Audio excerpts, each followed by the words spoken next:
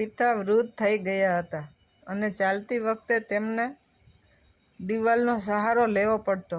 પરિણામે તેઓ જ્યાં પણ સ્પર્શ કરતા હતા ત્યાં દિવાલોનો રંગ ઉતરી ગયો હતો અને તેમના ફિંગરપ્રિન્ટ્સ દિવાલો પર છપાઈ ગયા હતા. મારી પત્નીની નજર એ ફિંગરપ્રિન્ટ્સ પર પડી. તે પછી તે ગંદી દેખાતી દિવાલો વિશે ઘણીવાર ફરિયાદ કરતી રહેતી.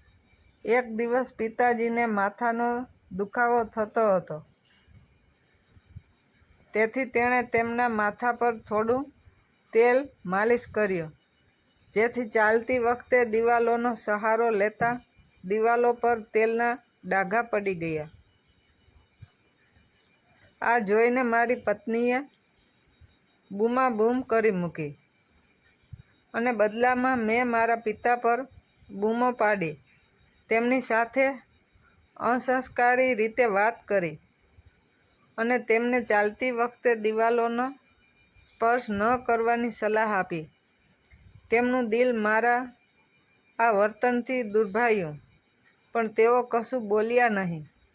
મને પણ મારા વર્તનથી શરમ આવી, પણ મેં કશું કહ્યું નહીં. તે પછી પિતાજીએ ચાલતી વખતે દિવાલોનો સહારો લેવાનું છોડી દીધું.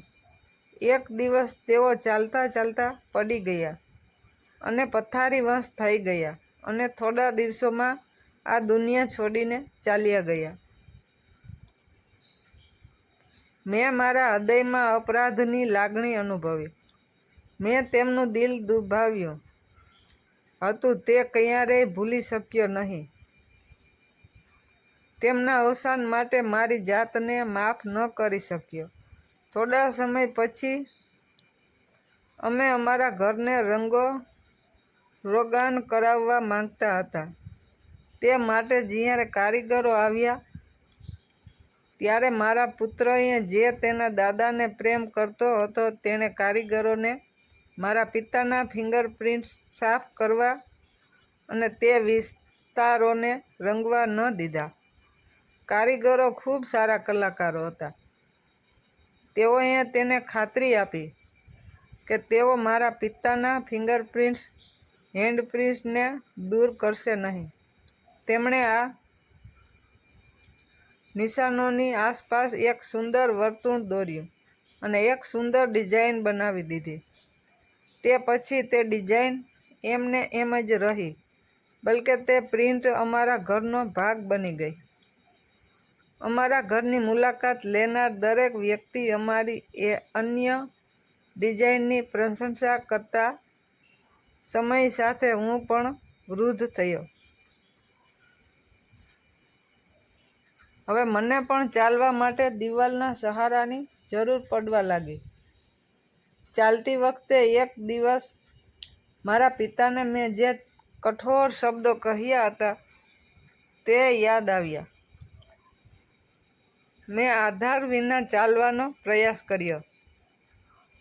મારા પુત્રએ આ જોયું અને તરત જ મારી પાસે આવ્યો અને ટેકા વિના હું પડી ગયો હોત તેવી ચિંતા વ્યક્ત કરી અને મને ચાલતી વખતે દિવાલોનો ટેકો લેવા કહ્યું.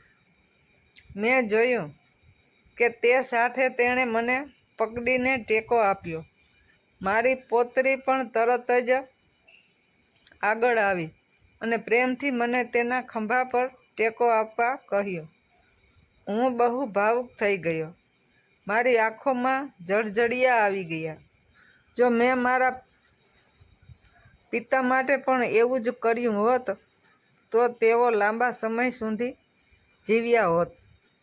મારી પૌત્રીએ મને શાંત પાડ્યો અને મને સોફા પર બેસાડ્યો. પછી તેણે તેની ડ્રોઈંગ બુક કાઢી અને તેમાં તેના શિક્ષકે તેના ચિત્રની પ્રશંસા કરી હતી અને તેને ઉત્તમ ગ્રેડ આપ્યો હતો તે મને બતાવ્યું. મેં ચિત્ર દિવાલો પર પડેલી મારા પિતાના હાથની છાપનું હતું અને તેના પર રિમાર્ક લખી હતી, કાશ દરેક બાળક વડીલોને એ જ રીતે પ્રેમ કરે. હું મારા રૂમમાં પાછો આવ્યો અને ખૂબ રડી પડ્યો. મેં મારા પિતા પાસેથી માફી માંગી, પરંતુ મોડું થઈ ગયું હતું. હવે તો તેઓ હયાત ન હતા. આપણે પણ સમય સાથે વૃદ્ધ થઈએ છીએ. ચાલો આપણા વડીલોનું ધ્યાન રાખીએ અને આપણા બાળકોને પણ એ જ શીખવીએ.